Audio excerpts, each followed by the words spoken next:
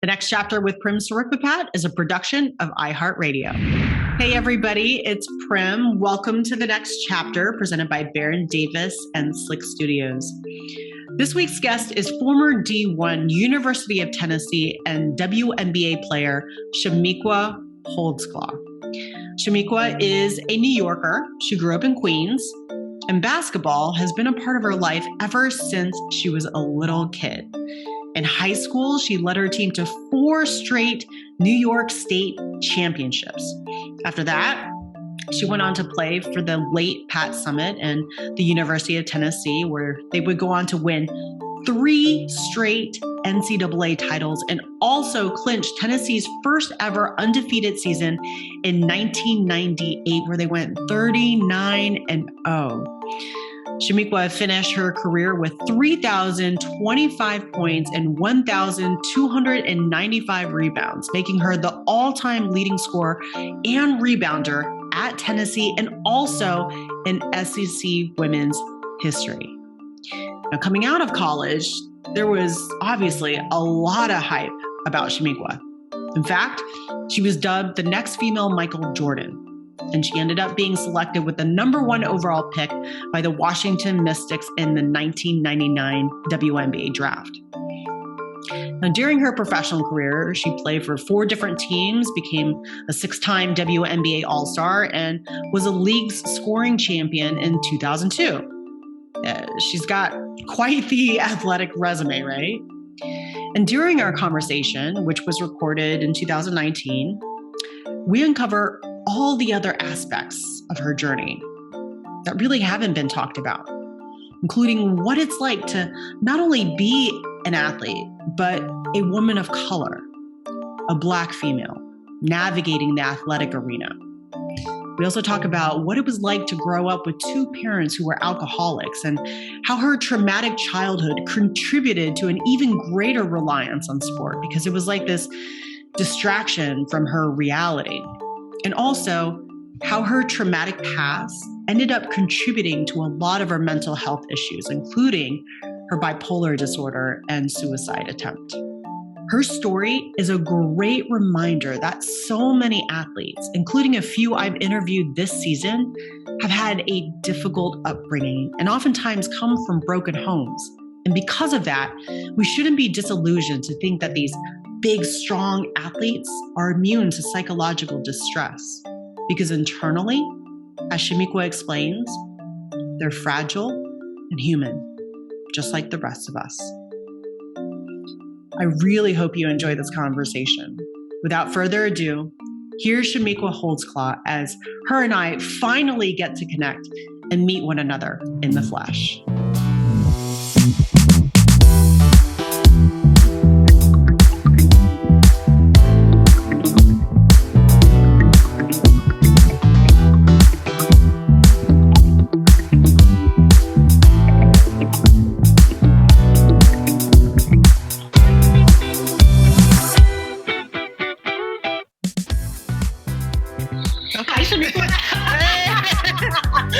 What's going on? We finally meet each other. Right? I know. It's been several years. Yeah, I first reached out to you in 2016, and we've been, Gabby Reese, and right. I just sat down with her yesterday, and she said something really smart. She said, for an idea to really take off and launch, it takes 5 years. Every idea takes 5 years. And it's been about 3 years since I reached out to you. Definitely. Not that you didn't want to do an interview. Right. It's just, Yeah, life happens. You had a whole baby. You've got one on the way. Right, I've got a baby. I got married. Right. Yeah. Life happens. I know. Mm-hmm. So what life has happened to you since 2016? Since 2016 is when I'm entering 3 years of marriage. Yeah. I got married 2016, December 22nd. Congratulations. Yes. It's been a beautiful journey. I think when I first started talking to you, I was living in Atlanta, and now I'm out here in Southern California, which has been great. The weather is definitely helped me in so many ways. Really? It's the sunshine. The sunshine makes you It's a big happier. change because you're a New Yorker. That's a massive change to go from New York to Los Angeles. But I haven't really lived in New York since I left for college. I've moved back like a month or so here and there. So I've been in DC, Atlanta, overseas, Europe, as we were just talking about. Poland. So, right. Spain, my favorite. Spain's nice. Yes, definitely. Yeah. Mm-hmm. So what about personally? When you look back at yourself in 2016, what has changed for you? For 2016, I was still developing, I would say, into my true self, trying to figure out some things, because that whole transition, I stopped playing in 2011. I really had my struggles with mental health and just getting more confident and comfortable with who I am, as a woman of color, as a former athlete, and a person who inside just wants to help others, trying to line up those things and just be more effective in my outreach. Yeah. So I would say learning to live in my truth. Yeah. I mean, if we would have had this conversation in 2016, I don't think I would have been able to ask the right questions. I was just in a completely different place mentally. And so that's why I ask you, and you seem like, well, I know you are somebody that is unafraid to dive deep and figure out your stuff.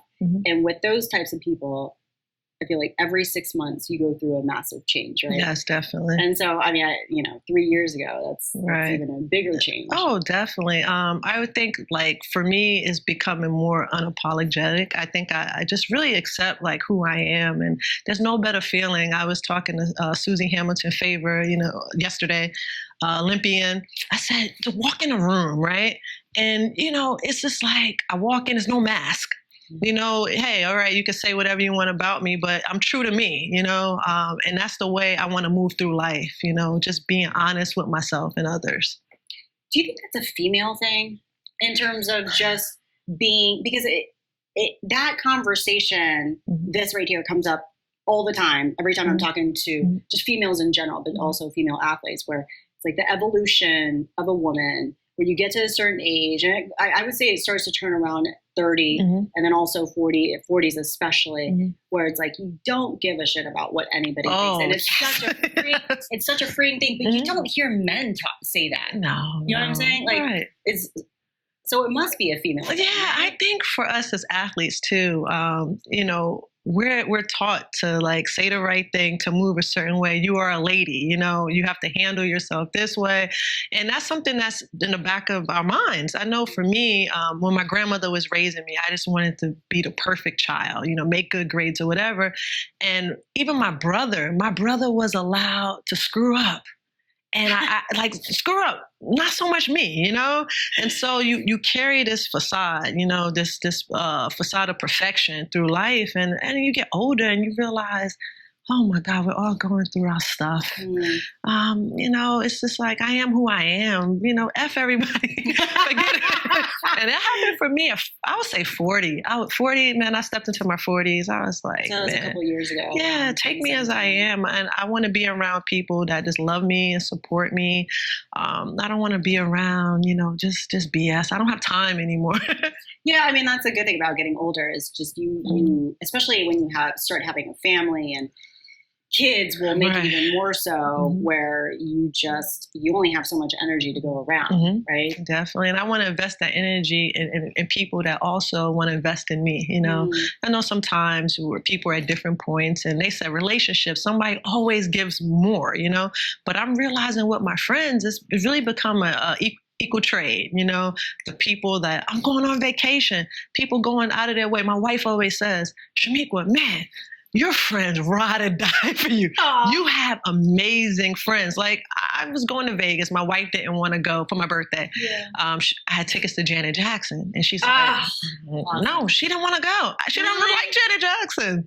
What? Yes. Oh, I'm shocked. Blasphemous. Yeah. She's in the theater, Broadway, all that stuff. Okay. So I hit my friend Lakia up, and she's on a plane, and she goes, oh, wow, I wish I had friends like that. But it's just your tribe. You need your tribe, and those are the people that have been there for you, for me, through the good, the bad, and the ugly. And now we're just chilling, the next 40 years, we just want to have a good ride. But I would assume that it wasn't always like that. Right, because in reading more about your story and also listening to multiple interviews, and you've talked about this mask. So when did you start investing in those relationships, but also investing in yourself? I would say after really facing the issues I struggle with my mental health, going to therapy, getting balanced. Because a lot of times I was really operating out of a manic space, struggling with my bipolar and actually not knowing that I had it. I'm thinking, I'm just depressed. I have like the clinical depression, severe anxiety. And so for me, wearing that mask meant just having people around me that quiet the noise. It's like very detached friendships. Your friends to go to the bar with. I would have my friends to work out with, but I was not really like totally investing. And it wasn't until I said, I went through that tough time. And I said, why are these people here? And it was actually Coach Summit that told me, Chamique, in order to get your life back, Pat Summit said, in order to get your life back, you got to get rid of these people around you. You have to hang around people that know your character and know who you are inside. She goes, I really always worried about you, even as a young athlete when you were in college. And I talked to your grandmother about it because you were so inviting to others. Wow. Into your space, but I don't know. It's just a part of me. I've always been popular, and not just because of sports, because I've always been kind and I loved hard, and whatever I experienced, I wanted others to experience it also.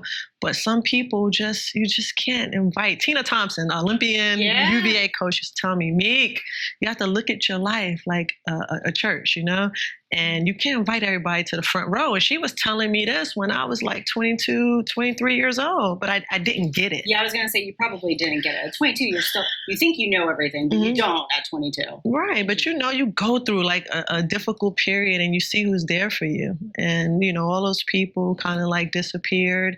And I was really like struggled, like, all right. But it was, my friends from college, Tamika Catchings hitting me up, hey, come visit me. I'm here for you. My friends that I grew up with, went to high school with in New York.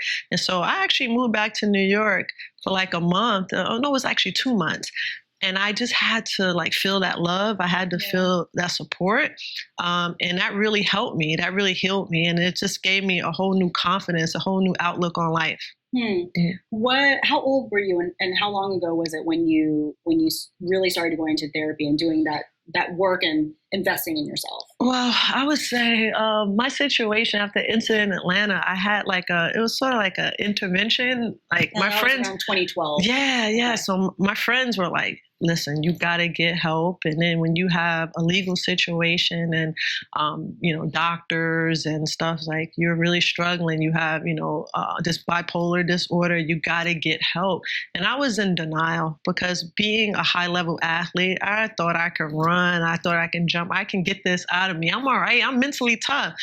But I had a chemical imbalance, and it just really made me an inconsistent person. Now, likable, of course, because when you're manic and you have these highs and stuff, you're the life of the party. Yeah. So people always love being around me. It was when those people were gone and I'm home by myself and the walls are closing in, and I don't know if I'm going or coming. That was like the really tough part. But when they set me down and my friends like, we got you, we're going to get through this. And I started to see how I stabilized, how the color started coming back in my life. I always describe it as just kind of going through the motions. It's like black and white. You feel the high. I want to be there. But now everything slowed down and I can see like everybody getting in their position. It's always like the chess piece moving. Okay, this is the step. This person is here. I feel loved. I feel supported. Let me let down this guard. So I started really just opening up, and I was back to myself as a young kid. I went to school, Queens Lutheran School, when I first went to live with my grandmother. And, I was one of few Black students there because we're Lutheran, in our church, it was only 2 Black families. Oh, man. And I just remember feeling like, a little uncomfortable, and how I changed that around because I was open. I was always a very open person. I wanted to learn about my Korean friends. When they brought food from home, hey, you want to try it? Sure, sure. I'm like, okay. And then I realized how I became likable. That was like an awesome time for me. I felt really good. And so I was back to that person. Like, man, like you can walk in a room. My wife always says, you have this power of just walking in a room and like people are just like drawn to you. It's true. It's true. Yeah. Because I never met a stranger. Yeah, you do have a charisma about you because it's not, and that's besides your getting to sit down with you now and talk with you face to face. That's what I enjoy the most, right? Because it would be so different to have a conversation over the phone. It's completely different. Here, you get to like talk to somebody, feel their energy, look in their eyes, and being around you 20 minutes, it's, you're beautiful, you're tall, you're athletic. You also have a warmth about you as well. And considering all of the accomplishments that you've experienced and you've put on your resume, that doesn't always go hand in hand. Oh, definitely. I've met some people that I've looked up to. I'm sure you have also. Very accomplished people, and you meet them, and it's just such a disappointment. You know, I'm like, oh man, why did they have to be like just? But then I think too, the other side of me thinks maybe they're just having a bad day, or maybe they haven't done the work. Exactly. Yeah, exactly. And when I was listening to some of your interviews over the past, I would say year or 2 years, I was trying, when you meet another athlete and it's like athlete speak, it's like, oh, we're speaking the same language. You immediately understand what each other went through physically, mentally, growing up and all that stuff. But then, and I haven't figured out the term for it, but it's just what you and I just said, like you've done the work and you seem like somebody, I don't want to call it mental health speak because I feel like that would give it the wrong vibe or therapy speak or whatever. But for myself, having dug deep and gone through my struggles and also gotten help and then come out on top and healed, you are somebody that understands your story so well and you speak so articulately about it, which means that you're healed. Yeah, I'm a work in progress. I tell people that when I'm speaking to the college athletes, they're like, "Oh man, how did you get over this?" I said, "I'm in recovery." I choose to do the work every day, and when the days where I can't, I just have an amazing support system that's helping me push through. And again, it's just wanting to do it, to understand that I want to be the best wife, I want to be the best daughter, and I just want to make a mark, the new me, I would say, in life. And what's your legacy going to be like after sport? We all know what I did on the basketball court, and that kind of carries, through life with me. But I just want to I want people to say, Chamique Holdsclaw is a great person. Chamique Holdsclaw was resilient. And this definitely changed the heart of people. I have a lot of opportunity to travel and to talk about my challenges. But the part that I love most is going into underserved communities. And I'm not just talking about the inner city, I'm talking about rural America and towns in Montana, Oklahoma, Kansas, where nobody looks like me. And you see that it's not just about talking about wellness, talking about sports. It's this Black woman here letting people, where everyone's ear is open for me, and to know that you're creating a healing and understanding, and that's the thing when people fear the unknown, and now you're the known, right? And they have a little bit understanding. I have so many parents that was like, oh my God, like you helped me a lot to understand how I'm so closed-minded. So it's being able to touch others, make a difference. That's great. I'm really interested to hear your perspective because you're really doing the work and you're out there and you're making an impact and you're making all these trips to visit with so many people. But within the sports space, you talk to younger athletes, college athletes. You also do a ton of stuff at the pro level. Yes. What are your observations in terms of just the overall discussion around mental health with athletes? Sometimes it's tough because for so long, we're told to protect our space. You think about, to be strong, to be tough. And when people connect the mind to it, oh, I'm having these struggles, like that's a sign of weakness. And a lot of people don't know how to speak up. A lot of these athletes and say, you know what, I need help. You know, I want to be this great athlete, but something's holding me back. They don't know how to open up their mouths. And I'll constantly tell them a closed mouth doesn't get fed. I look around these major universities, all these resources. All these people want to help you. And I have to make them realize sometimes, listen, once you leave, if you haven't really made your stamp as an athlete, if you don't have a street, if you don't have these things, they don't care about you. You're just kind of like in and out, and they're not going to give you the love and support and resources as if you were here as a student athlete. So take advantage of it. Learn how to network. Learn what a good handshake is. Okay, you hear athletes, oh, I can't intern. I don't know what I want to do. You know, think about whatever it is, what direction. All those boosters that are there that own companies, though. You know, want to help you. Hey, can I stop by the office twice a week? I want to learn and understand what you do. Make them know your face, you know, and you know, just really speak up, learning the power of your voice, you know. That's been something that I've developed later, but I totally encourage them, and they get it because they're a whole new age. I know we give them a tough time. So this is at the younger level. Do you think college athletes get it?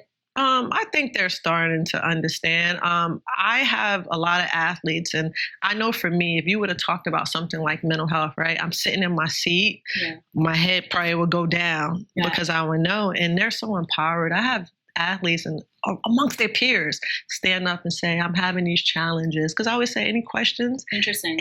So they're starting to be okay and coming out and speaking out. Oh, yes, of course. And they talk about going to therapy, but you have some situations, you talk about resources, right? So you have some high-level institutes where the therapy room, right, maybe an older space, and they got to cross through the training room. So everybody knows that they're going to therapy, and they'll be like, that's why we don't go. We don't want necessarily people to know. Yeah, I've actually talked to some universities where they are starting to design the layout of the whole training area, where they put the therapy or psychologist or a sports psychologist room in a hallway where they can feel anonymous and they're not seen. Right. It's so important. And even that makes me a little more upsetting. It's when you expect the athletes, right, who all wear pretty much the same gear. You're easily identified. I don't care if you are on a sport that people really don't talk about. They know who you are. You're a part of that community. How can you send them to the counseling center? You know, people are going to be like, especially nowadays, take a selfie, take a picture. Oh my God, I saw Prim in the counseling office, and you know, this may go online. Oh, this kid is not playing well. They're a head case. You know, you just never know. So that runs a lot of people away. They don't want to get the help. So what's the answer to that? Answer is having conversations, letting people know it's okay, creating a safe space. I had the opportunity to go to University of Michigan, and I was talking to the head psychologist, their sports psychologist, and he made a great point. He said, all right, the way we had set it up, he goes, I make sure I scheduled appointments like 15 minutes apart. And he goes, one day we ran over. And he goes, I just got this chill through my body, like, oh my God, the athletes are going to see each other. And he goes, because it's such a positive thing and they talk about it constantly, they walked through and they crossed and they gave each other a high five. And he was like, oh my God, this is beautiful. That's interesting. Yeah. That's interesting that he scheduled it so they don't run into each other. Yeah, everybody going through their struggles. Yeah. And when you're young, you just, I'm the only one. I've been there. I'm the only one going through this. Nobody understands. And in reality, that we're all struggling, especially young. You're trying to figure out who you are as an individual. You know, you could be the most highly recruited athlete on your team in high school or whatever in the nation, and get to college and not play like 1 minute. Yep. Come on, you're gonna be sad. You could suffer depression. So I need a tissue. I mean, that was definitely my experience in transition going to college. And I know you've kind of talked about your transition going to college and how that was a pretty tough one. But I want to, before we hit some of those transitions, I want want everybody to know a little bit more about your story, because your story is really cool about where you came from and everything. You really went through some stuff as a kid. Trauma. Both my parents, my mom had me, and she was relatively young, 19, dad 21, 22. And, I just remember my childhood, we would have, family trips to Rockaway, to the beach, always got together. I felt love. I felt supported. And that's something I always have to remind people. But my parents were young, trying to figure it out, went through their tough times, drunk a lot. It would be like, all right, we go to this family, have this family day. It's awesome. We're playing. Everything always ended with the bottles coming out, and me and my brother, we were taken away from my parents by the state. How old? Now, were your parents alcoholics? Yeah, they were alcoholics. And your dad also dealt with some stuff. And it's really interesting. My dad was an alcoholic, but after going through my challenges and understanding more of what he was dealing with as far as being having schizophrenic disorder, he will have severe hallucinations. And think about it, if he's having these things, talking to himself, the alcohol was just a masking thing. I had to learn that later in life. My dad one time threatened. Well, he said, "Oh my God, I got to protect you guys. He's gonna put us down an incinerator. I'm gonna put you guys in the bag and put you down an incinerator." And my mom freaked out, called my grandmother. We had to leave. How old were you? I'm probably 10, 11. So you were old enough to really remember. Yeah, but still it's dysfunctional, right? That's what I heard. That's what the police said that day when they took us to the police station. But that's my mom and dad. I love them. So now I'm moving from a middle class area, right? In Queens, Jamaica, Queens, going to live with my grandmother in Astoria housing projects, the overstimulation. My parents are now in rehab, getting help. Well, what happened was my mom had to go to rehab. My dad didn't because they weren't married. So technically, that's a whole nother thing about the name Holdsclaw. We'll talk about that next. We'll talk about that next. Yeah. Wow. Yeah. So, and where did basketball and sports come into your life? In Astoria housing project. Okay, so that was after you moved in with your grandmother. Yeah. I have earlier days with my mom. She used to play handball, and I'm not talking about the Olympic handball. Back in New York, we played with the little blue ball, and it was almost like racquetball, and they just hit it with their hand and against the wall.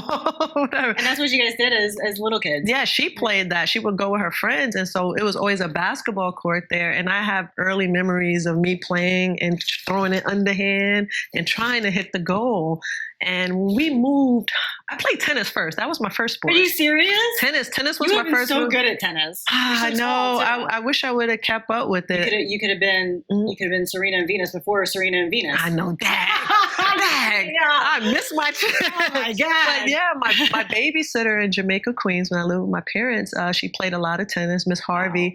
Wow. And she would take us. She would take us to go play. I was on a doubles team or whatever. So I was exposed to that. But when you move to the inner city, they had a little tennis court, but it's the dual courts with the basketball goals. Yes. They rip that shit up, throw it to the side. We're playing basketball because, people couldn't afford tennis rackets and all that gear. So you just need a ball. Basketball, any types of shoes. New York, they're everywhere, basketball courts. And for me, it was right outside my grandmother's window. She was pretty strict about a lot of discipline and structure.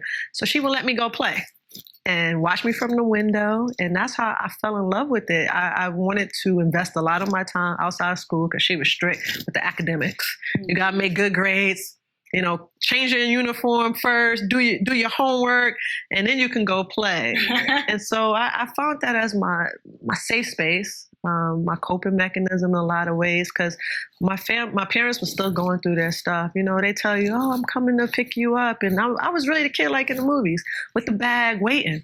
1 o'clock passes, 2 o'clock, they're still not there. My grandmother's like, "Oh, you can go back in your room," and I go tear it up because I'm upset. I'm really sad. They didn't come. They don't love me. That's what I started telling myself. And my grandmother realized that I was dealing with sadness, depression. So she took me to a therapist at the community center.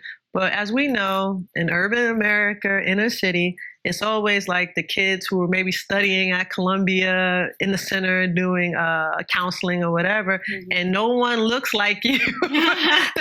Right. Like you don't look like me. I was able to, like, New York City's diverse, so you see different faces, but in that community is a lot of minorities. And so here's the white guy who's like, prim and proper, trying to talk to me. And culturally, what happens in your household, for me, this is what I heard, what happens in your household stays in your household. So now you want me to open up and talk about my feelings and emotions? Prim, he had the Nerf basketball hoop, and that's how he tried to get me to talk. He was like, all right, shoot, your grandmother says you like basketball. Shoot, I'm trying to talk. I'm like, I don't know you. That's interesting that culturally it was whatever happens in your household stays in your household. Was that why is that culturally? I don't know. So it's not just your family. No, you notice that in other homes. It's just something weird. If you think about the oppression of Black people, African Americans, however you want to call it, it's just this thing like we can push through. Let's work together. We don't want to share all the bad things. That's a lot of people I'm realizing, especially like my Asian friends, and like you got to make good grades. You don't talk about your feelings and emotions. Especially with coming from an Asian background, it's very very normal to suppress your emotions. It's just something that's we, as I think, not to generalize, but from what I've seen and through my own personal experience, Asian cultures typically like to suppress their emotions. But it's less about, I don't know if it's so much about what happens in your home stays in your home, but it's definitely the mindset of you don't want to look imperfect. Right. Definitely. But I think that's the same. It was the same for us. It's like we deal with stuff. You just don't discuss your personal business. No one out there needs to know. Family stuff stays in here in this house. Again, my grandma used to say about my temper tantrums. Oh yeah, tear up your room, take out your stuff here. Just don't do it out there because you're in an uncontrolled environment. I'm in a story housing projects. I start raging and stuff and get upset, fighting. Someone may hurt me.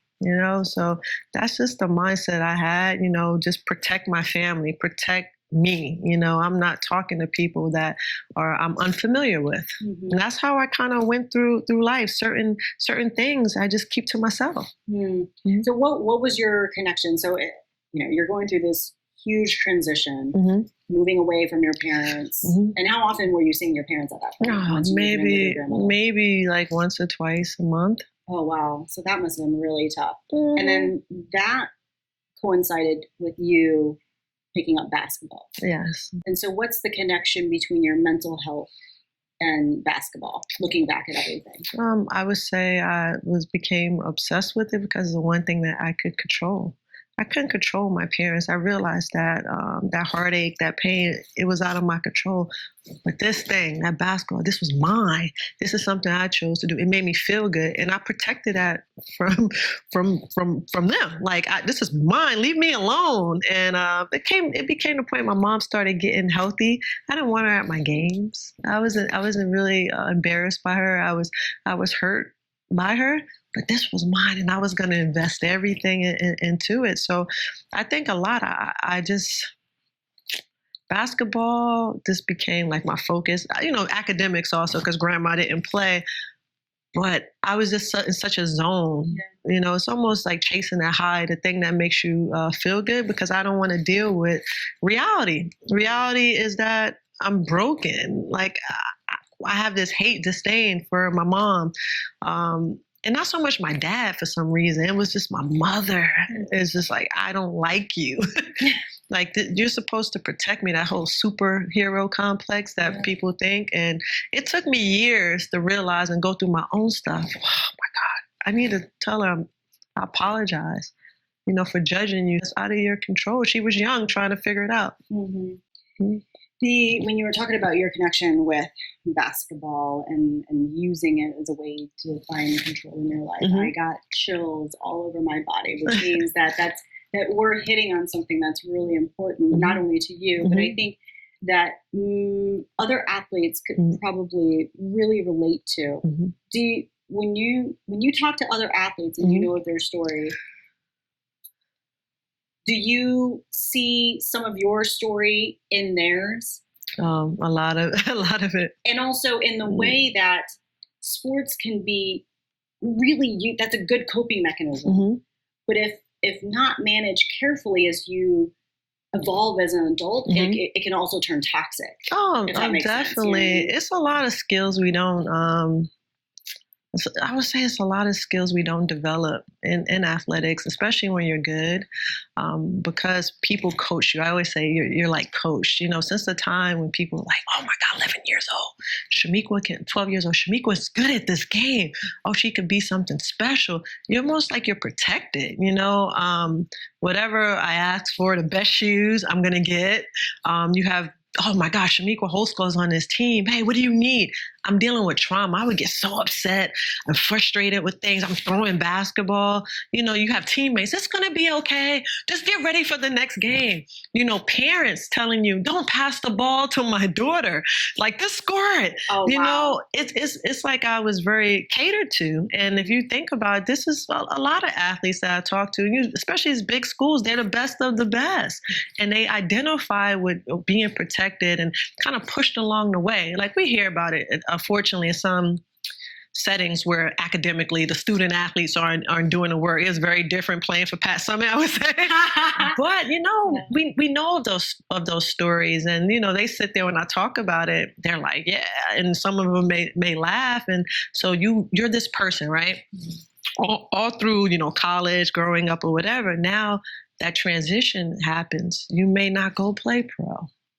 You don't know you don't know how to communicate with people, how to ask for things. That's the number one. Yeah, that's like, because when you're really talented, people just come to you with things. And so is there a distinction between being an elite, big time athlete, super gifted, as opposed to like the rest of the athletes? Because you were on a totally different platform. I mean, you were dubbed like the next female Michael Jordan.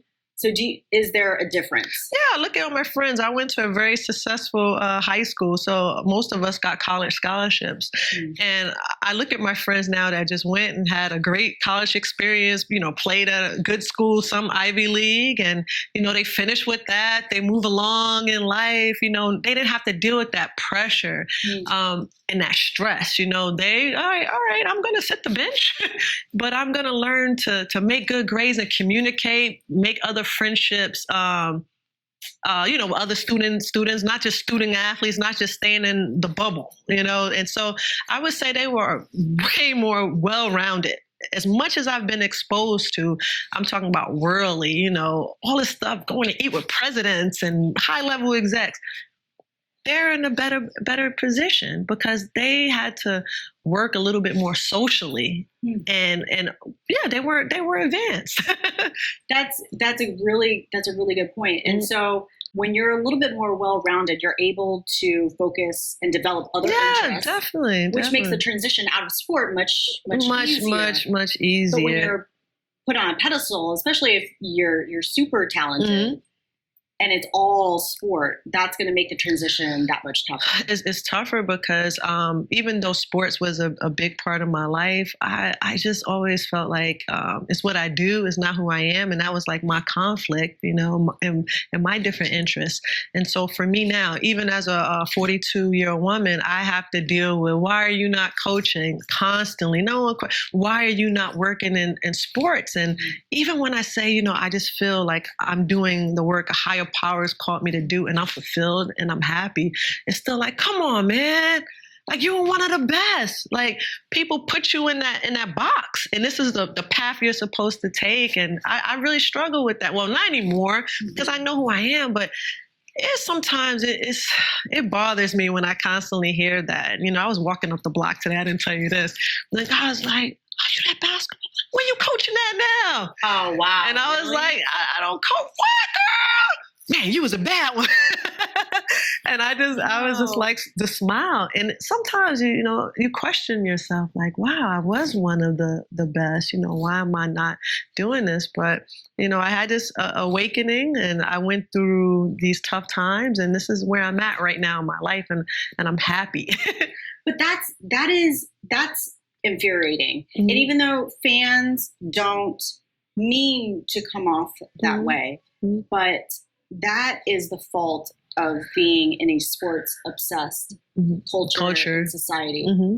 where it makes me think like there's less room for athletes to have other interests. A voice. Right. We're struggling now. I mean, we're going through a time where they just play, don't speak, don't focus on activism. We're just supposed to stay in our lane, but we're so much more. People, I used to walk in the locker room. This is before the whole news on the phone. And you had players reading newspapers, players that had other interests, wanted to go to the museums and were very cultured, but that's not who we're supposed to be, right? So when you talking about your relationship with basketball, so mm-hmm. you make that transition mm-hmm. when you're 11 years old and you're starting to pick it up. Did it feel like your security blanket in some ways, or mm-hmm. it did? It did.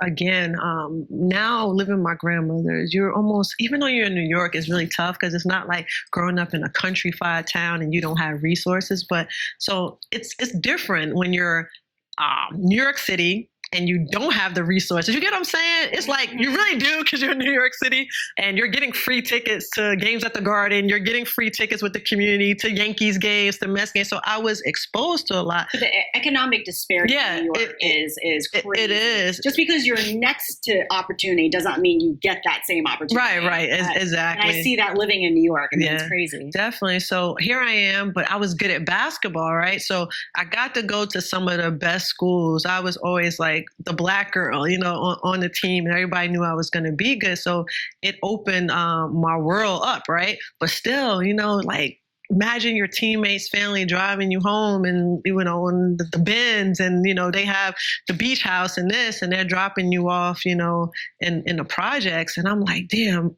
like this is, wow, like I want that life one day. And my grandmother used to tell me education's the key, and it's not where you're from, it's where you're going. So I learned to like look at things a little bit different. I was always asked a lot of questions.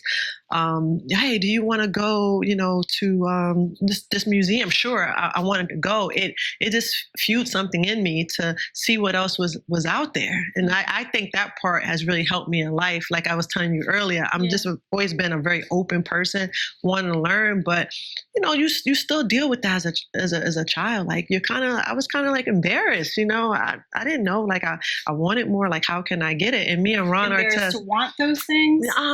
Yeah, embarrassed that you didn't have those things and you want them, and especially it's like if you're rolling around with friends that have like very, very, very successful. I remember 16 and people were getting, they were driving Lexus to school and stuff, and you're taking the bus, but it was always something like, I'm going to get there. I remember telling one of my friends one day, I was like, I don't know, like I'm going to be one of the best and I'm going to be successful. To see that it really happened. It did happen. Yeah, it did. It did happen. You reached the pinnacle of WNBA success, and more. Yeah. And you definitely, kind of blaze a trail. But then there was also the flip side of it, where you probably weren't expecting all of that other stuff. But I mean, what was that transition? You just made me take a deep breath. Yeah. So, why? You just made me take the deep breath because when I get anxiety about some things, I do a lot of meditation, and my psychiatrist always walks me through, just breathe. And so you took me on a journey just now when you said it, because when I thought about sport, and I thought about just the highs of it, I thought about just wanting to be that kid again that just enjoyed the game. Just enjoyed picking up that basketball. I had this vision of me, running through Astoria projects to run to Astoria Park and back. And people were like, why are you running? Oh man, because I got to be in the best shape to play. And that was fun to me, and then, I became a college star, and it was just like people never wanted to hear almost what I had to say. They wanted just to see the performance piece, and I was trying to figure out a lot of things as a young person. Now, I left my grandmother's protective environment, to go to Coach Summit's and follow her rules. And she's an amazing mentor. I've had two amazing women in my life, and they were just such a good pair to work together to help me. But you're telling me I have 21, 22 years old now. I got my own house in Washington, D.C. My face is all on billboards and stuff. How do I manage? I'm living by myself, going to practice. Again, it's the disparity in pay for a lot of WNBA players. So I'm looking around like, oh, I have these things and stuff my teammates don't, Sometimes, people within the organization had, not necessarily my teammates, but again, I don't know, but I felt like there was this like jealousy almost, like it was just really tough. And I always tried to just like come down. Even my high school coach, Coach Summit too, you're different.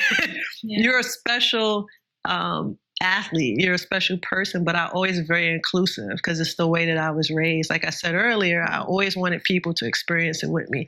So if you talk to teammates that I played with, oh my God, they'll be like, oh my God, we love you, we support you. They're so proud of me because they're like, you're the same. You're just so chill. But when you look on the outside of that sports, it was like I was supposed to be this dominant person, this strong person. So I was constantly in conflict because I didn't like all the attention.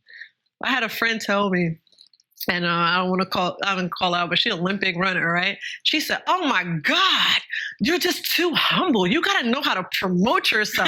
If I was you, oh my goodness, I would just be eating it up. And I'm looking like, oh, okay. I just always been mad chill, I would say, laid back. So it's a part of me. I didn't take advantage of every opportunity, but in a sense, I was okay with that. But a lot of people didn't understand that other side of me.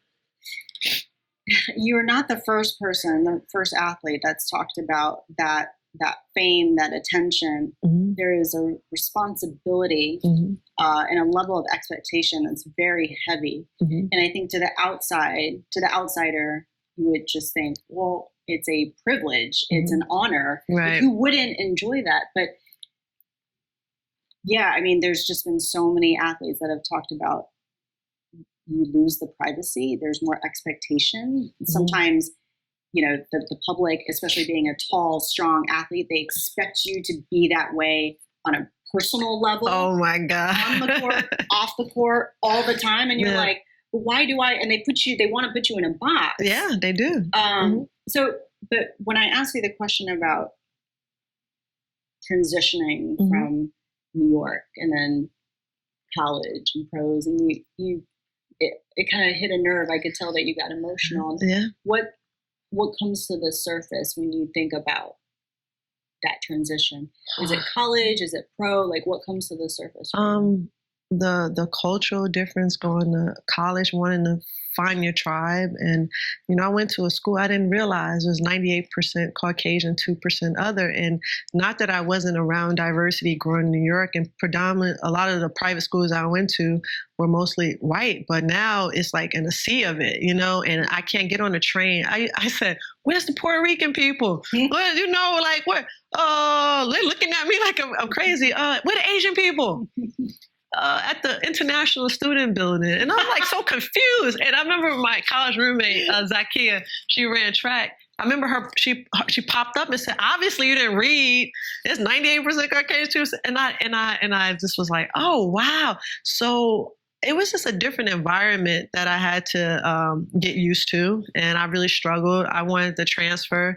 But Coach Summit talked to my grandmother, and, I learned to work through that. And I'm glad I did, because I had one of the best experiences, 3 national championships, really made a name for myself. The university did very well, and, Pat Summit's a rock star. And but it was still, having to perform. And we lost that 4th championship. Everybody's like disappointed. That's People so are funny. Like everyone on paper, there's so much to talk about. No, I mean, there's those 3 consecutive championships. You also had that undefeated season when you went 39-0. Yes. You were the 4-time Kodak All-America, just one of 6 women's basketball players to ever earn the honor, all-time leading scorer and rebounder at Tennessee, SEC history, NCAA women's tournament history. There's all this stuff going on. And then you, within like a matter of 30 seconds, you talk about that one championship that you guys lost. Right, see? But I guess that's the culture of when you go to a championship caliber program. Yeah. And that one let down, and I remember being in the locker room at Duke, your school, cost me that number 4, and it was never a game where myself, Tamika Catchins, and Samika Randall, the 3 Meeks, all had a bad game. We were just Tamika on the bench. Oh, why are we on the bench? And Samika's trying to get it done. She had hurt her ankle. It was just really bad. And I remember crying. I didn't want to do media after the game. Tears. And Coach Summer said, just like you handled the success, you got to handle the failure and you move forth. And I had things to look forward to. You know, now you're flying to Nike, you know, they want to sign you. Everybody on the campus got your shirts. You're getting the videos from Tiger Woods and Michael Jordan wanting you to be a part of the brand. It was just like so much excitement, you know, the Gatorade stuff and blah. So I was just like, I had no time to like think. It was just moving so fast. And these are things you wish for as a kid, you know, like I want to be on TV. I want to do this, but I just wasn't prepared for, because in a sense, no one had ever walked that walk. So I didn't really have anybody to follow their example. It was just me out there, and even the agents, because my agent at first was like, oh, I think we'll get a contract for this much. And he was basing it off another athlete. And I was like, really? I was like, to this day, we end up getting like 3 times more on one contract. Because it was like, I was like, I'm different, you know? And just trying to go to DC. I'm back in the city, a lot more distractions and things of that sort. And best player, right? Number 1 pick. Yeah. Where do you go to the worst? Yeah. You know, I would say I won Rookie of the Year, and we went from, I guess, 3 games the year before they won. I think we won 12 or 15. So yeah, I did something. Yeah. But that's a lot of responsibility. So where was your mental health and your state of just well-being in college, and then as you transitioned to the pros? What was going on behind that backdrop? A lot was going on behind the mask. I never processed or dealt with the trauma I was experiencing. You're talking about from childhood. I never dealt with it, and the hate I had for my mother. And my mother didn't even come. I didn't think, no, she didn't come to my college graduation. I didn't want her there. My father came. And it was just like, I was just very fragile. And I think that's the thing too, why I was just like always like so loving or whatever, because I wanted that. My grandmother gave me that. And, you know, I kind of masked it for so long, but when my grandmother died, that's when everything just kind of like came out. I felt like I had no one. And in all actuality, I had a lot of people that would have loved me and supported me through it, but I didn't know like the power of my voice and speaking up and saying, hey, I need some help. Because I thought you just put on that brave coat. Like I said earlier, I didn't want my grandmother to ever worry about me. You know, she had blind faith. She took me and my brother in. She had raised her kids, but took us in to help us out. And so I'm going to do right. I'm going to be perfect. And that's how I tried to move through life. And here I have kinks in my armor, and I'm all right. I'm going to be all right. I'm going to push through. But I cracked. I cracked. It was rock bottom. I started like masking it, those feelings of emotion with alcohol. And when did your grandmother, how old were you when your grandmother passed? It was 2002 she passed. So what was I? Probably like 25, 26 years old. Okay, so it was a little bit after you had graduated. Yeah. 2 to 3 years into the WNBA at that point. Yeah, but it was bad. I mean. And did that trigger some of the coping? Did it trigger everything, or had some of the things started before your grandmother had passed? No, it was there. The depression was there. I just learned. I became a professional at, masking, people pleasing. Oh yeah, I can say the right things. You know, we're coached all through life. I know what to say to the press. I know I'm good. Everything's great. But when you go home, and I'm just like sitting on the couch, I'm not motivated, but I know how. All right, it's time for practice. Let me get in my zone, because that's easy. It's almost like, hey, ride the bike. I can do this in my sleep. Thing is, again, it's not sustainable. You got to deal with the emotional stuff. You know, you got to be emotionally healthy. And when my grandmother passed, boy, I'm telling you, it's all these thoughts. The suicidal ideation started hitting harder. I wanted to be with her, masking, drinking. But when you drink and you try to cover up these things, they're still there. You know, you sober up, it's still there. You think the partying and the nightlife is going to help, but again, it's just other bad behaviors and, moving and grooving through relationships and, not feeling connected to anybody. And I didn't feel emotionally connected. And there's probably people who really, I look back, really loved me and wanted to invest in me, but I couldn't invest in myself. And it just got worse and worse.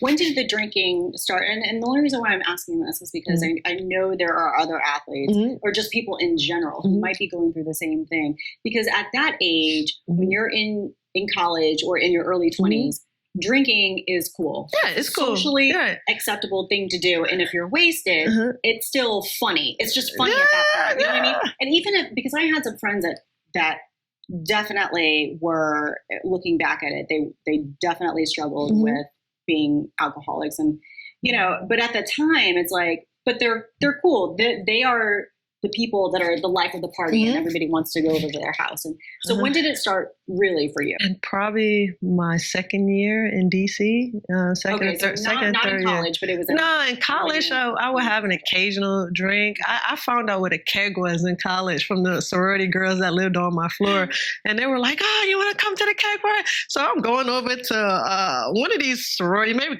Chi Omega, something like that. I don't know.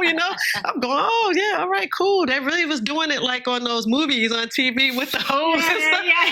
I wasn't, people really do this? Yeah, I wasn't pulled into that because I have parents that, were alcoholics. I don't want to be like them.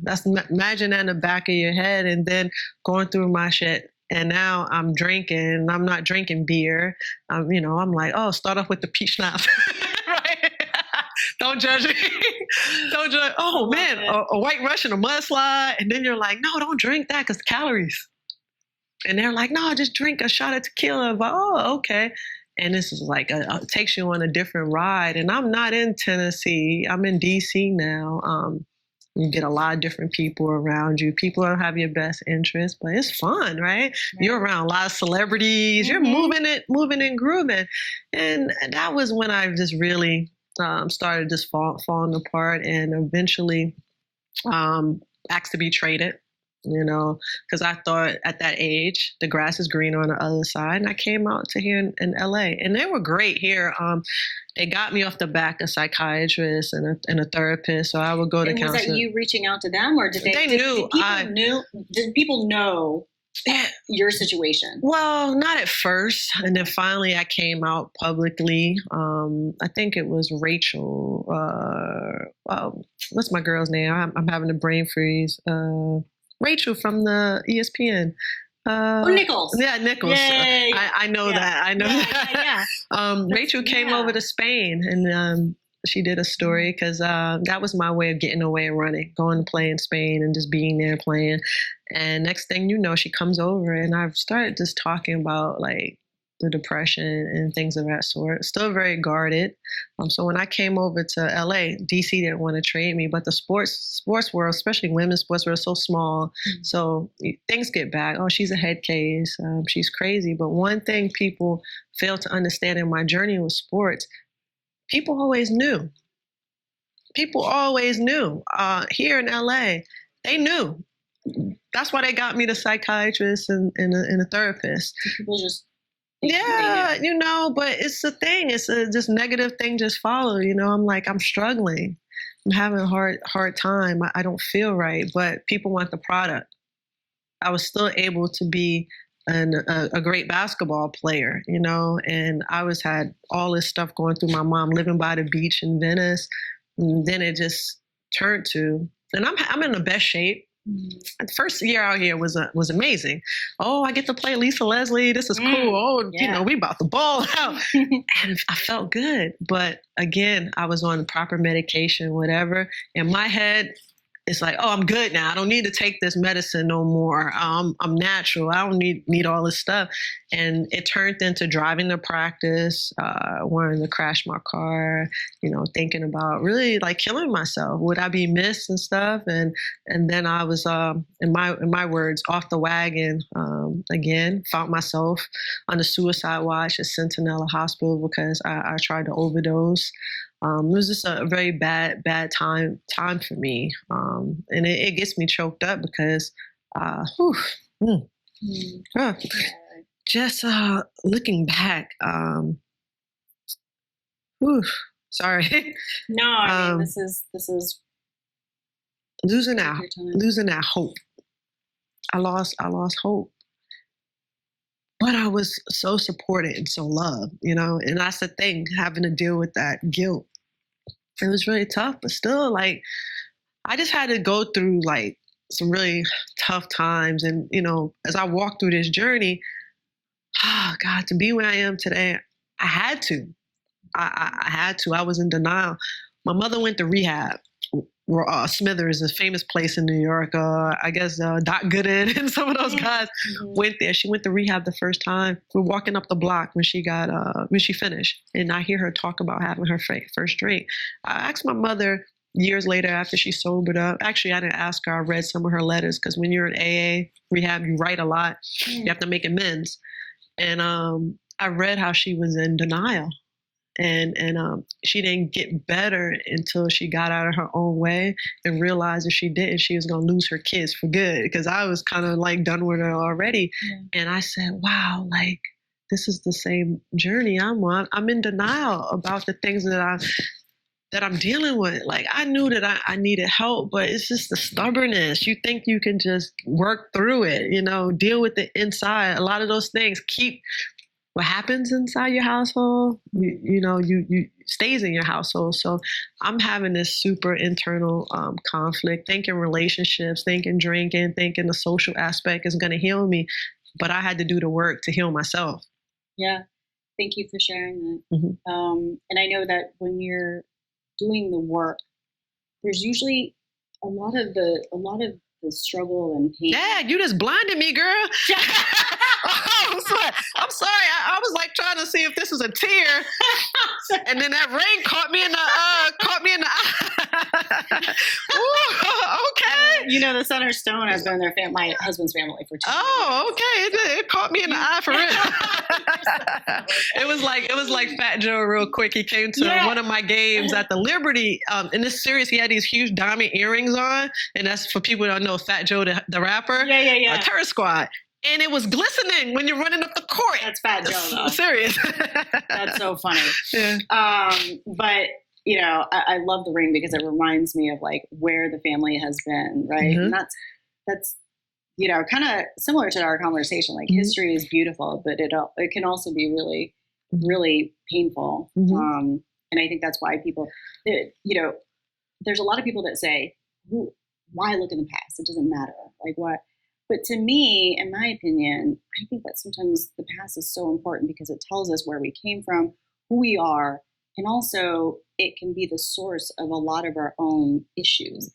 And I always say that in order to move forward in life, sometimes we have to go backwards because it's those things that keep snagging us. Yes, you know? You're right. You're definitely. So when you were going through your issues and that particular day when you were just ready to give up, but then as you did the work and went through therapy, what was the one thing or issues that was like that you were really holding on to, and it was causing you to snag through life? I had to realize, and I had to look in the mirror. Seriously, I had a mantra. I am not perfect. I had to tell myself, just forget all the BS. Like, oh, this kid, oh, Chamique has a nice smile. She's super so, like, I am a wreck. I have to understand that I want to be better. I want to get back to my, if normal is a word, right? My normal self and be balanced. And it was a lot of hard work, cutting people out of your life. I always say people, places, and things that don't make me feel good about who I am. I have to let it go. It may be that song in the car that triggers me or something. I got to cut it off. And even now, my wife, she's like, oh my God, we can't, I don't want to watch that. And she's like, why? And I don't want to discuss, I just don't want to watch it. And I'm just very aware of that. And she's just like, oh my God, why? Sometimes I don't even explain it to her, but she's like, oh God, it's a world happening outside of this house, and you have to deal with it, And I'm like, you know what? Yeah, there's a world, I'm from New York. I'm built for this, but I don't have to deal with certain things, you know what I'm saying? So I know for me, my friends are like, Chamique, you always live like in your bubble, but you know what? I'm in my bubble, but I'm healthy and I'm happy. I'm sorry, I don't have to be out there and be at every event, every party. That's not healthy for me because that stimulates me too much. And that's what I struggle with. I have to, as far as stimulation, I have to be like really, really balanced because that high puts me in mania. It could. So I'm just very aware of that. Mm-hmm. When did you find out that you were dealing with bipolar issues? Whoa, 2013, after my incident in Atlanta. And people could go Google that. I really don't like to talk about that because it triggers, because I really didn't recognize that person. I dealt with mania before during my time in D.C. when I was all across the ESPN tickers. I was missing in action. That was after like my grandmother, I had that... what would the therapist describe it as when she passed away? I can't think of the word right now. Like PTSD. Yeah, it came back, like it came 2 years after that I was just got into a really bad funk, and was thinking about her. So that situation, it's almost like a delayed reaction. Yeah, and that happens to a lot of people that experience trauma. Something reminded me of her, and she was saying that what prompted your incident with the whole, the bat and the gun with your ex-girlfriend, mm-hmm. She was saying that was a delayed reaction from your grandmother's passing. Yeah, that whole period. You just no, that actually wasn't the situation. When I was in sorry, we didn't explain it. When I was in DC, mm-hmm. I went missing in action, and I was and that was like I was manic. The team and my team, they all got me to this therapist. I was suicidal.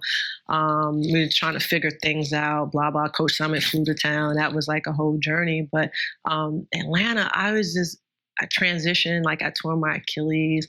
I was just really like depressed. And I just remember all of a sudden like feeling these highs. And people understand when you're like operating in that space, you feel invincible. It's like a false reality, this level of elation. It feels really, really good.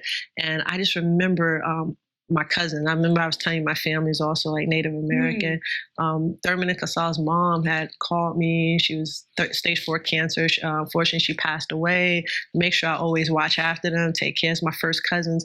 Man, I was like so much. I just wanted somebody to hear me. It wasn't even directed towards anybody. And unfortunately, going through challenges like this, it affects your family and those that are closest to you. Mm-hmm. And it was something that was uncharacteristic as me. So having to work through all that, really diving, man, they set me down, the therapist. This is me every time talking 100 miles per hour. Mm-hmm. Da, da, da, da, da, da, da. And I was like, I remember saying, I'm not going to. No, psychiatrist. Again, you can't sit me down for 10 minutes and tell me I need to take these drugs. Like I'm done. And then I had told my the people closest to me, I'm going to. If y'all want me to go to a psychiatrist and counseling, they have to work as a team. That's what happened. I got a team, and so they communicated like they were working together. Oh wow!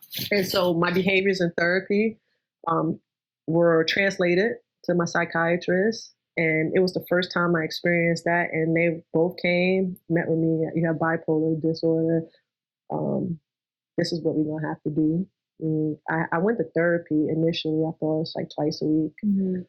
She was on call. I had one incident where I couldn't contact her, and I knew of another lady who was a therapist, and I called her frantic because I was feeling these things for the medication getting in my system because it takes some time. Man, Prim, I was in Atlanta one time walking down South Cobb. I walked miles. That's how like manic I was, and then like flipping out. It's just been a wild journey. But that's a lot of. It sounds like there was an intervention, which is a really kind of tough thing to go through, right? Because you feel like everybody's against you, and you say, "What am I doing?" And if you're a perfectionist, that's your worst nightmare because you feel like it's a complete indictment of everything that you've done. So they saved my life, though. They saved my life. All my friends, and they know who they are.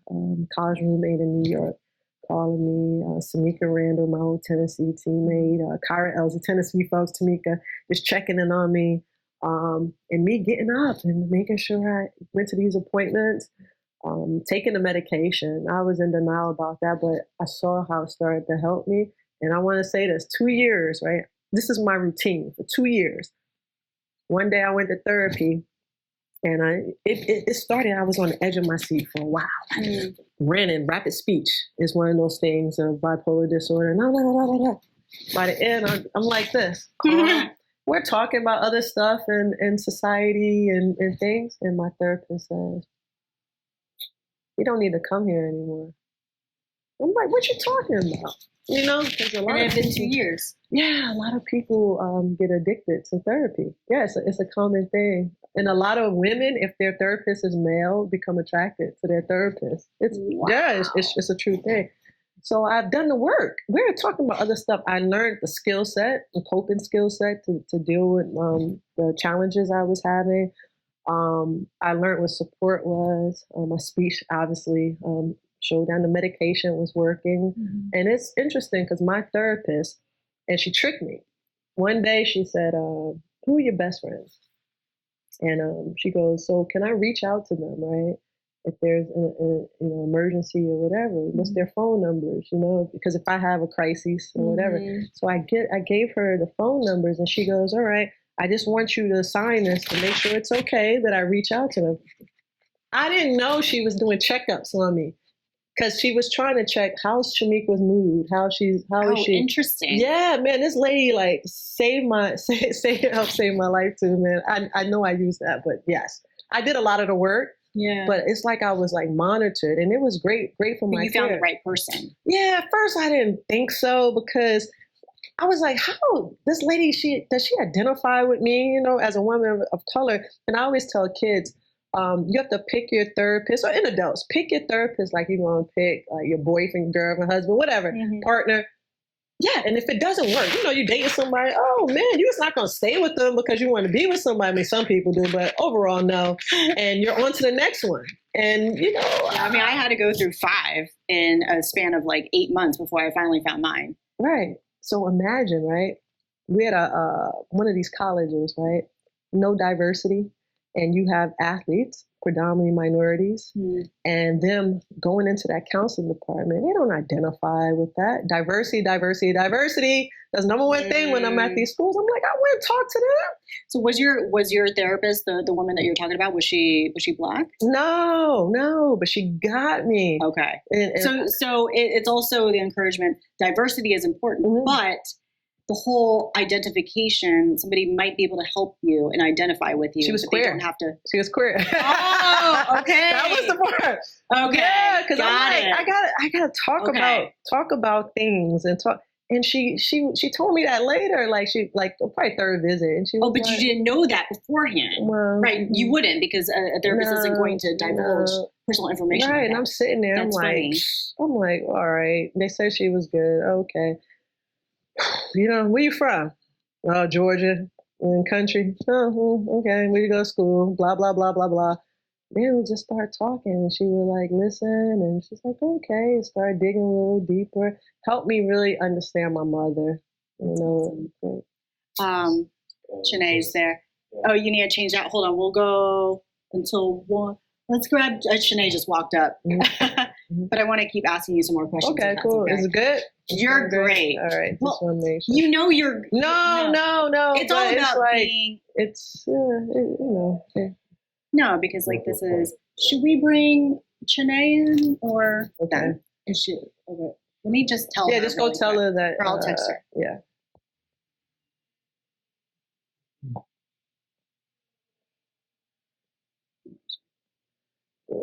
It's a Gumake, right? I'll be messing up. Gumake, yeah. Yeah, Gumake. Oh man, with the other young lady for I wonder if they're Nigerian. I never asked that. My Nigerian brothers and sisters, the names, I'd be so confused. Yeah. Oh, you're talking about her sisters, or? No, I'm gonna have to ask them. I don't know if they're Nigerian or not, but like I think they are. Oh, yeah. okay, She grew up yeah. in Texas. Yeah, Houston. Yeah. Houston, Yeah. So when all of this stuff was going on regarding your mental health, was there any connection to basketball, or was basketball completely separate? It was completely separate. It was the one place where my mind was quiet because I was focused on my task. Like that's, you go get it done. I have these teammates who support me. We're a unit, but as soon as that ball stopped dribbling, that's when it would just hit me. I was just very detached. One of my teammates, Muriel Page, she said, "You're like Sybil. All these different personalities." And it was true. I was like, dang, how do people deal with me? And it damaged some of my relations with my family.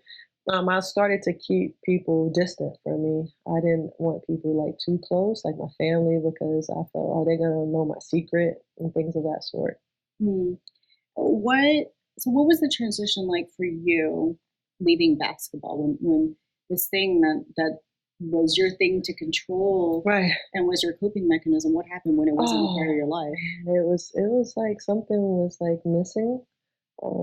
You don't think about, I have my degree, I'm great in community, and it's not like people were calling me for opportunities. And I was just like, what am I going to do? Because the mental illness part and that crafty little sucker was on my shoulder telling me, you're nothing. Oh my God, it's over. And it really got into my head. And it was just like, oh man, sleeping all the time. I always liken it to athletes. And we laugh. If it's retired athletes, men and women, when we talk, it's like this. Yeah, you know how it is. Oh man, everybody's calling you. Hey, what you doing?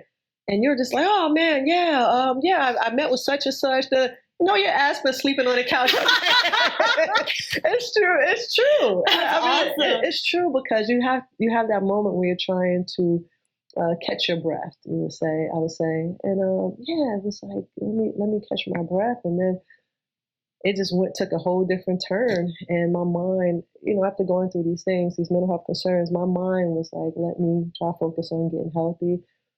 And I used to before the incident, I was doing a lot of public speaking for wellness and mental health. And so I never forget, I had all these appearances like booked. It was probably like 10 on my schedule. And that shit happened and it just all disappeared. And like people were really saying the C word in the articles, oh, this kid, what is she crazy? Because the media, you guys have to do a better job with people with mental health illness. Changing the narrative a little bit, being a little more sensitive to understanding. And so I had people like major publications like just write very negative things about me, but you flip-flop years down the road and these people apologizing. And I respect that because it takes a lot for a person to admit their wrongdoing. Yeah. Why do they apologize? Because a wife, a child, a close friend has been impacted by this also, and they didn't understand how serious it was. Let's dive into that because that's a really and unfortunately the landscape surrounding mental health is changing. So there's people that are being a little bit more tactful and becoming more educated in terms of all the issues that impact everybody. And honestly, mental health, I don't know do you think mental health people are receptive to the conversation of it, or do you think there's still kind of a stigma attached to it? Oh man, now I think it's really changed.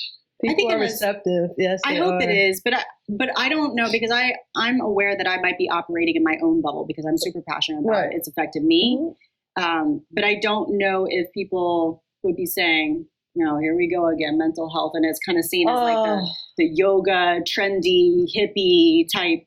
Yeah, thing. My wife made a comment. She's really just the most sensitive person, but she's also a professor, right?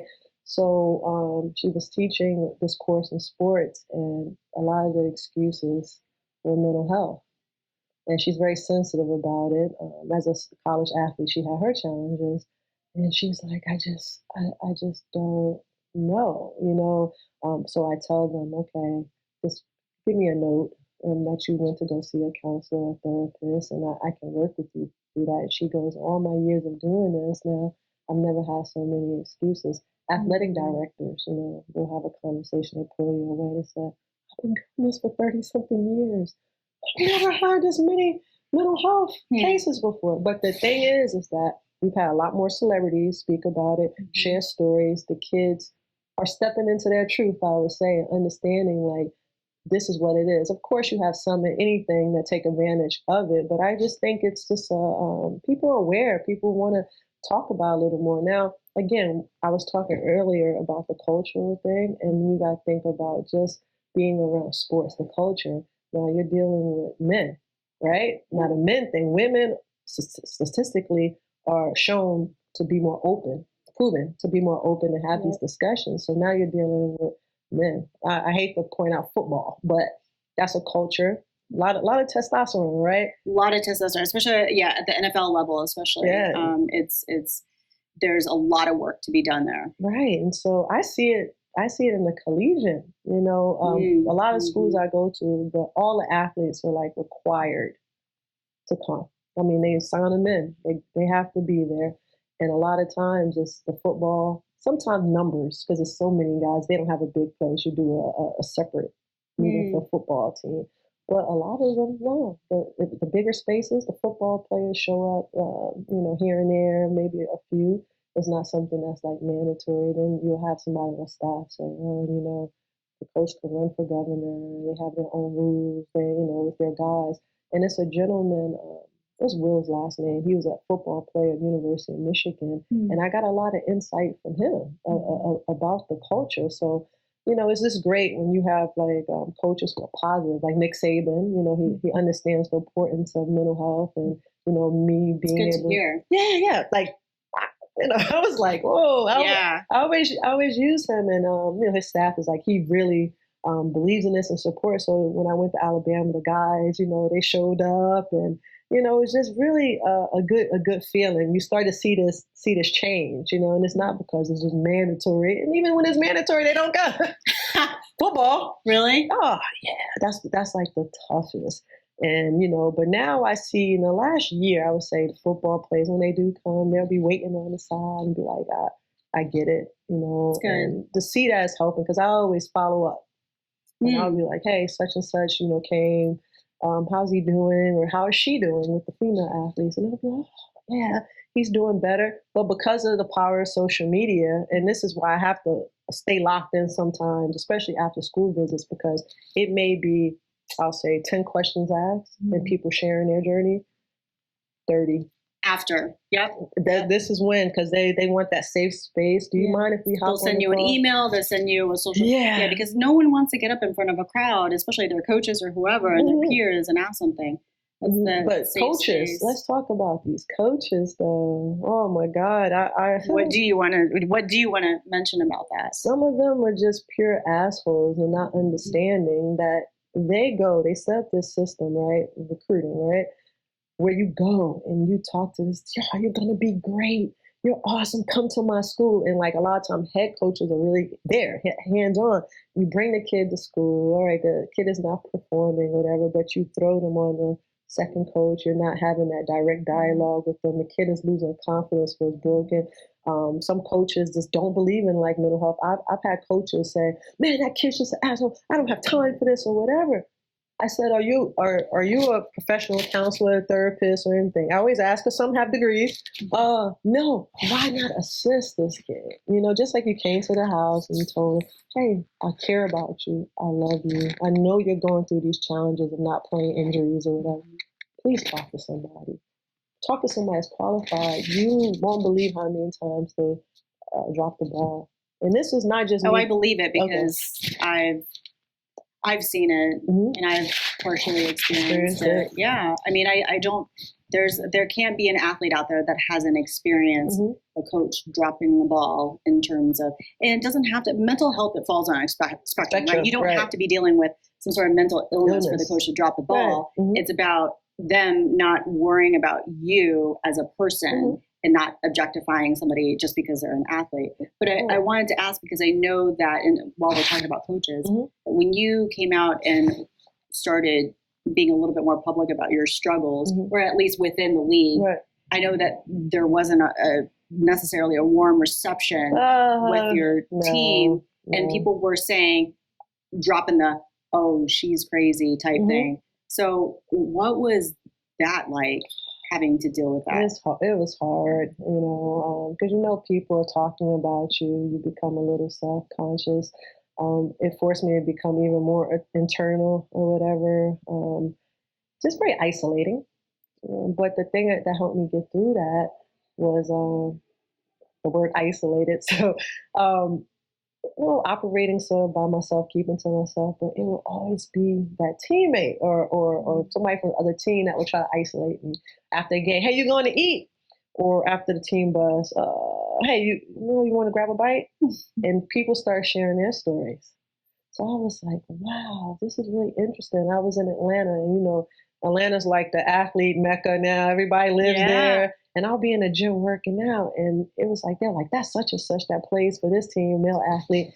And be like, yo, I saw your story. I appreciate that. I lost my mom. I'm dealing with this. And, I know, keep doing what you're doing. And that started to become like a part of my journey. And these people didn't realize how much they were helping me. Because, people were judging me. I still get from athletes this summer. I spoke to all the teams in the WNBA, and people were like, why do you want to be attached with mental health? And I said, man, when something impacts your life, it totally turned things around for me. And to see my dad struggling to this day, living with schizophrenic disorder, I'm just passionate about it. And it's not nothing that's rehearsed. I'm not talking to them with a script, hey, such and such, 18%. No, it's that real. We're gonna really talk. Yeah. If you say something, we're gonna expound upon that. It's the exchange that we have to have.